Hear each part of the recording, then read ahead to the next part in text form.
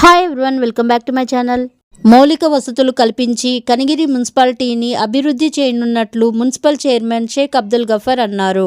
10వ వార్డు పాతూరులో వీధి లైట్స్ సక్రమంగా వెలగక, త్రాగునీటి పైప్లైన్లకు లీకేజీలు, పారిశుద్ధ్య సమస్యలపై స్థానికులు మంగళవారం రాత్రి మున్సిపల్ చైర్మన్కు ఫిర్యాదు చేయగా, వెంటనే మున్సిపల్ చైర్మన్ స్పందించి మున్సిపల్ అధికారులతో కలిసి బుధవారం పాతూరులో పర్యటించారు.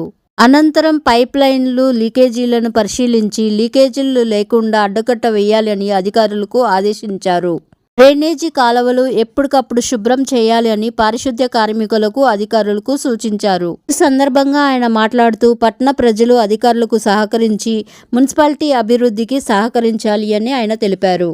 ఈ కార్యక్రమంలో మున్సిపల్ ఏఈ మాధవరావు, సచివాలయం శానిటరీ సెక్రటరీ రమణారెడ్డి, స్థానిక నాయకులు బుజ్జి, రిపోర్టర్ మురళీకృష్ణ, మహిళా నాయకురాలు షకీలా, వార్డ్ ప్రజలు తదితరులు పాల్గొన్నారు.